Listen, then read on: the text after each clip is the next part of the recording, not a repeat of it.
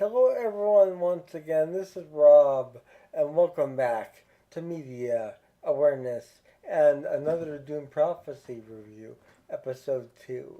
Before I get to that, however, a reminder the fundraiser continues, and I just want to really extend a gracious thanks to some recent contributors who were really generous. Thank you so much. I really appreciate your kindness and generosity more than I can convey. With all of that stated, for those of you unaware, I am a disabled individual and I use a motorized wheelchair slash scooter all day, every day for my independence, and I need your help. My insurance will not cover anything with regard to my scooter as they view it as a quote luxury item end quote.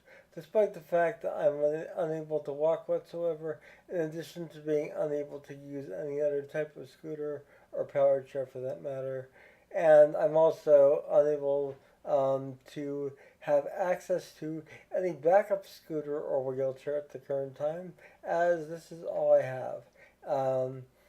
And most recently, this scooter did malfunction, which is why I'm reaching out so prevalently at the current time. I was without power to my scooter for roughly a 2 week time frame, in which the battery charging mechanism had failed entirely and needed to be replaced. I had family and friends pushing me around my house, and it severely limited my independence and really affected me quite psychologically as well, in terms of really inhibiting my independence and my level of independence. And although I'm not 100% independent in my everyday life, I do pride myself on the things I can do. So, not being able to do those things for 2 weeks really took a toll on me, and I'm still recovering from that. With that stated, though, I have two goals in mind. One is to continue the ongoing refurbishing of my existing scooter. That way, it is like new once again. It is a aging model. I've had it since 2019, and it is almost 2025. So the clock is ticking on this, and parts need to be replaced. Uh, my second uh, goal is to obtain a new scooter, an outright new scooter.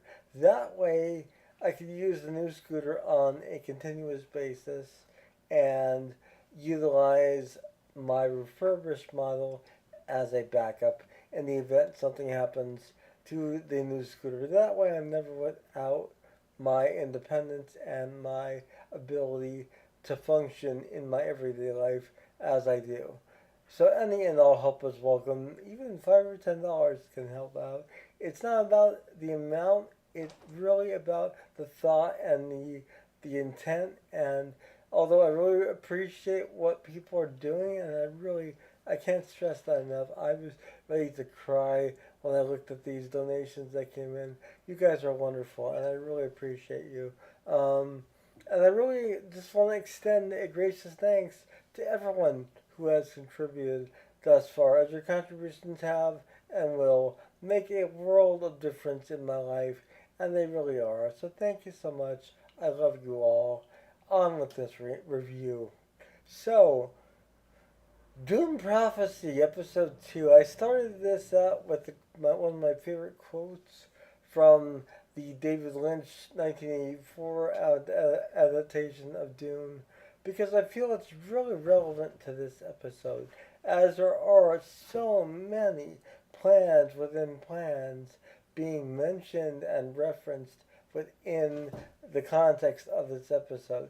So, uh, I kept thinking after watching it, plans within plans, and I thought, well, I may as well use the quote at the beginning. I've been dying to use it, so it's one of my favorite quotes as well. So, um, with that stated, I'm going to start out at the beginning and work my way through. There will be spoilers, so be warned. Um, and I will do my best to stay on track with this review. I might get um, uh, confused about certain um, timeline aspects as far as when things occur within the episode. It's not necessarily when things occur in this episode that's important, it's what occurs, in my humble opinion. So, with that stated, we start the episode off with our title sequence for the first time, which was real impressive, by the way. I liked that a lot. It really suited this Dune show, in my opinion. A Dune show that I'm still questioning the intention of, um, but I'm enjoying it nonetheless. So, following that, we get uh, the arrival of a Suk doctor to Wallach 9 to basically try and ascertain what happened to Kasha. And she basically determines, that she was burned from the inside out. Um, and the Reverend Mother Valia um, decides around that same point in time that she needs to travel to Seleucus Secundus and meet with the Emperor one on one and um, basically see if she can figure out what's going on. And her and Tula, her sister, have a conversation in which it is recommended that uh, Lila, who is a Bene Gesserit acolyte, undergo the agony. Um, Now, the agony refers to the uh, it's the process in which a Reverend Mother can transmute a poison into something that is not poisonous, and they could do so internally. It is something that requires tremendous focus. It requires tremendous fortitude, and Lila is chosen because Tula and Valia know who Lila is. Lila is the great great granddaughter of the Reverend Mother Raquel, who passed away at the beginning of the episode. Beginning of episode 1, sorry. Um, so, finding out that Lila is her descendant was a surprise to Lila. It was also a surprise to me. Um, but that's only part of what surprised me. Uh, Tula ends up starting this process and um, goes out to the garden area and gets some what look like herbs, and she takes them into the Bene Gesserit training school, and she's working on a concoction. And when doing so, she's confronted by another sister, and her sister says, "Are you making the Rossack drug?" And what that is a reference to, and I referenced this in my first video on Dune Prophecy, episode 1 last week.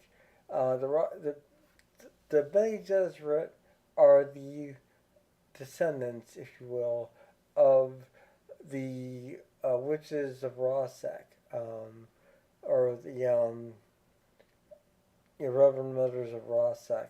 Rossack was their original home as far as what they were practicing, what they were doing, and the initial sort of foundations of the breeding program and using computers to compute the genetic lineage of different houses illegally, but that's okay. They're doing so behind closed doors, and they're doing so as the sisterhood. But now they have relocated the Wall of Nine. They're now the Bene Gesserits, but there is still this reference to Rossack, which is from, of course, the days of the Butlerian Jihad and those books, um, which I highly recommend, by the way, by Brian Herbert and Kevin J. Anderson. Uh, the Butlerian Jihad, Machine Crusades, and the Battle of Corin. They are just phenomenal. But I digress. Um, so the Spook Doctor um, had Nisa is her name. She had determined the basic cause of death, and uh, Valia heads off for Solstice Secundus. I'm going to go through the different events. That way, it's easier to keep track of things. So I'm going to stick with what happens on Walk 9, and then I'll move to Solstice Secundus. So on Walk 9, we had Tula basically preparing the Acolyte to uh, go through the agony. And when one does so, they see their ancestral memories, um, as Paul did in uh, Dune, um, several thousand years later, but that's not the point. Um, it just is something that is brought on by this process. And this is prior to the water of life being utilized to undergo this process. So they're still using the Rossack drugs to induce these genetic memories, which I think is really kind of cool. Um, and uh, Tula prepares um, her acolyte to undergo this and to go back and make contact with Lady Raquella, uh, Reverend Mother Raquella, to get direction. And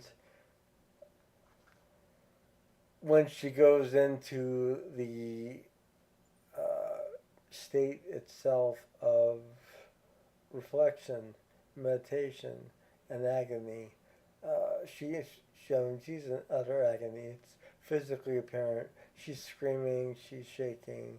Um, Tula is doing her best to keep her grounded and rooted, but she goes into this like nether realm, for lack of better words, where all of the past sisters reside in the ancestral memory.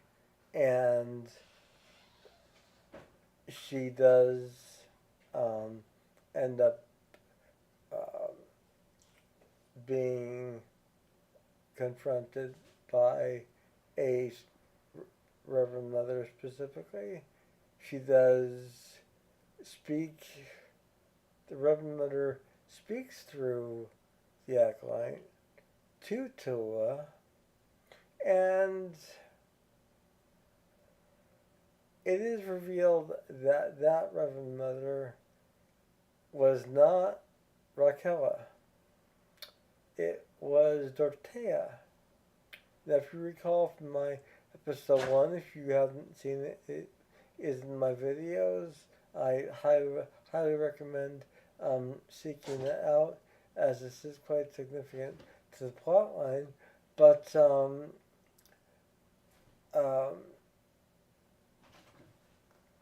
Dorothea was opposed to the breeding program and opposed to any of what Raquel wanted to continue on after her passing. Um, and Dorothea tried to destroy the breeding program and is stopped by Valia Harkonnen, who uses the voice on her for the first time and commands her to take out her dagger and embed it in her throat. Now that's in the episode 1. Um, so Dorothea speaks through the acolyte, but what the acolyte is experiencing is Dorothea basically repeating what happened to her. And excuse my cats.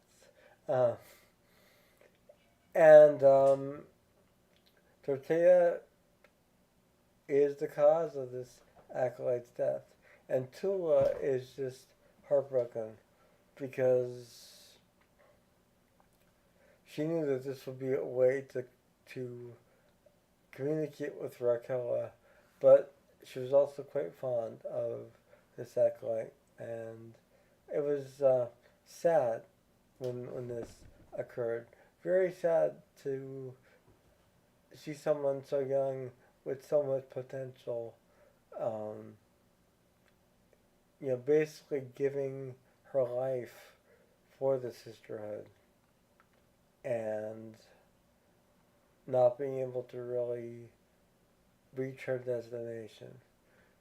So, in the meantime, Valia Harkonnen had traveled to Secundus with a separate acolyte that would make contact with the Emperor's sister, who we saw in episode 1 was engaged to be married to the 9-year-old Prince of House Verchese, and I will continue to call it House Verchese, as stated previously in episode 1 of my reviews.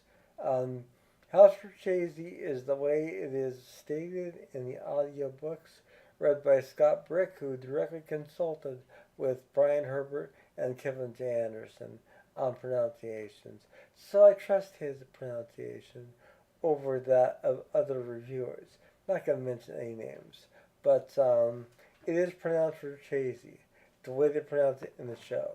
And when Valia gets there, she speaks to the Emperor directly, and the Empress is next to him. And she says, I understand you have a suspect in custody. And he denies it. And because she's a Reverend Mother, she can tell he's lying. Any sister really could, if they're trained well enough. And she presses the issue and asks to see him. And she gets her audience with Desmond, and prior to this, the Emperor had met with Desmond, and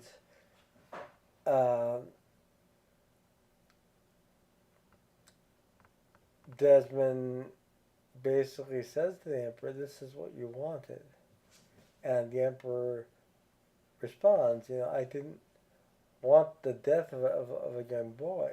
I didn't want, this to happen. Desmond said, you wanted this whole thing is stopped. You didn't want the wedding to take place. I took care of it for you. And the emperor is dumbfounded by that, but he has Desmond removed and put into a uh, cell, uh,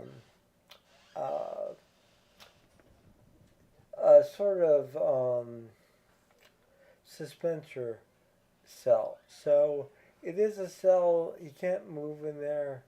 He can't really do anything in there except levitate and um, not really contact anything at all.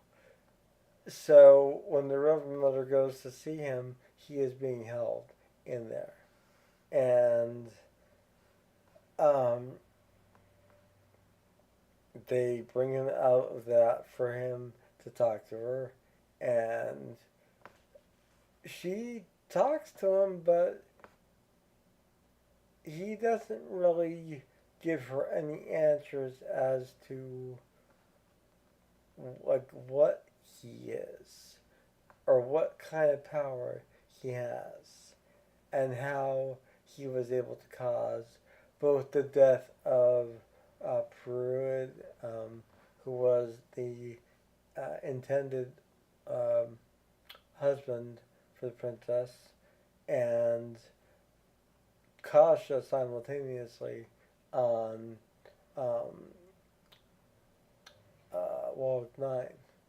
Um, she does get to the bottom of it. She does press him a little bit later on in the episode, privately. And by that point, he had been released from his cell and was basically working freely at that point. And um, when Valiant confronts him, she presses him, as I stated, and she uses the voice on him to have him pull his dagger out and hold it to his throat, and she says to drive it into his throat.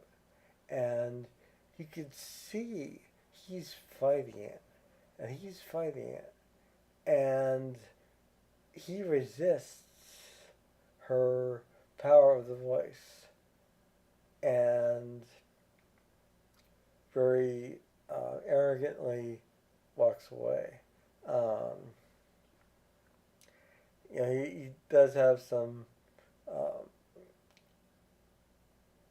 banter with her, but nothing that really reveals anything of what he is or what kind of powers he possesses.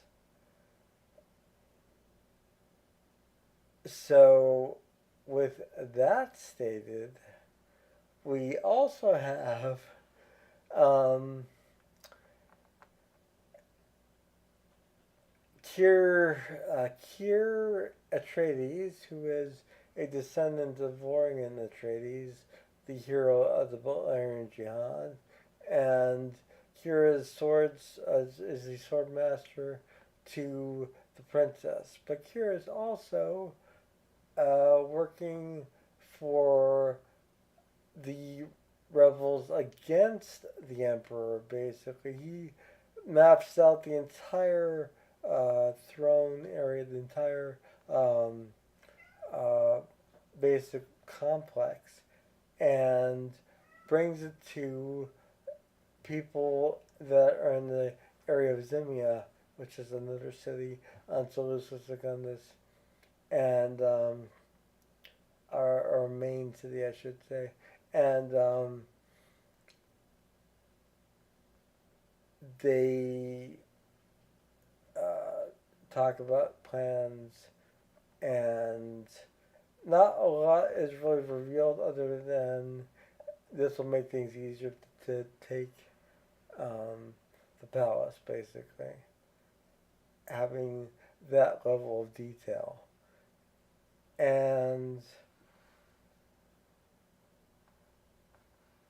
there is a meeting that takes place between Valia and another sister on um, Solstice Secundus in the Izimia area. The main part of this takeaway from Valia's meeting with this Reverend Mother is to get a list of the people that were involved in this last um, raid. And I'm assuming she's referring to the one that Desmond had survived from on Arrakis. Because I think she wants to get a feel for who else is potentially a risk, but also if Desmond was among the dead or not. So that way she can have a better idea of who or what he is, or at least delve into what he could possibly be. So, um, toward the end of the episode, Kier and the princess, who do have a romantic relationship occurring, um, they spar a bit, but she's still rather upset. Um, she's still rather shaken by what she experienced, and uh, knowing that her intended husband is dead, um, the Prince of House Verchese. Now, on top of that, the Empress, who was the one responsible for setting Desmond free, had asked him if he would side with them and help them, basically. She's a very spiritual person, and she believes that he has powers that are working in the uh, in the best what's best for the emperor. And yes, he is doing that, but he's doing so for reasons still unknown. We don't know what his end game is. So she sets him free, and he goes to the throne room where the leader of House Verchese, the Duke of House Verchese, I should say, is arguing with the Emperor about, um, you know, the loss of his son, and it's fully acknowledged that it was a tragedy. But the Emperor is getting a little bit defensive and um, calls in Desmond when Alice Verchese basically implies that their fleet is surrounding Solus Secundus, and to remember that. And he has Desmond do his little work on the Duke, um, and basically frying him from the inside out, but not to death, just to the point, the brink, just to let him know the power available to the Emperor. And the Duke of House Verchese is ordered to go back to his fleet, and um,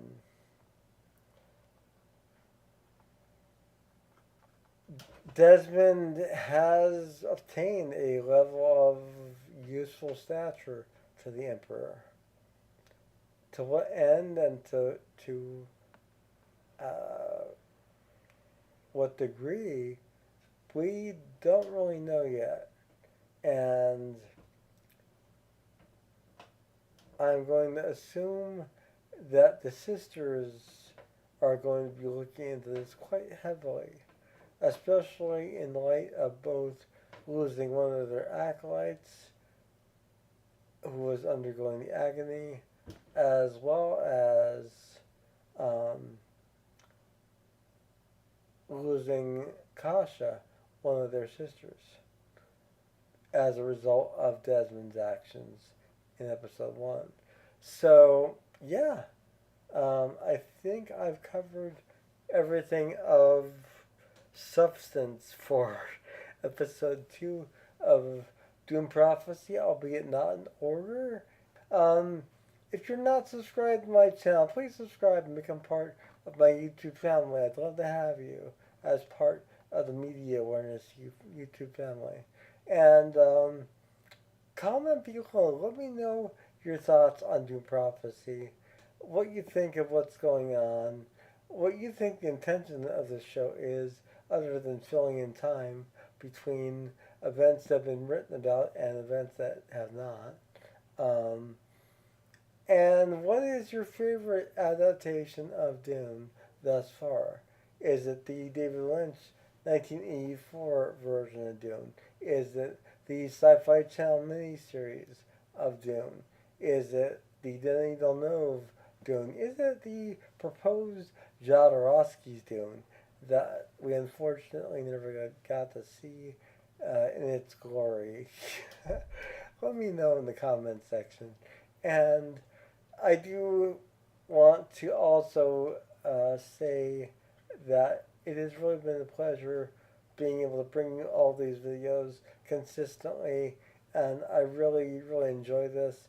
I enjoy sharing my thoughts with all of you out there, and you're all wonderful for listening and for making it this far in my video, assuming you have.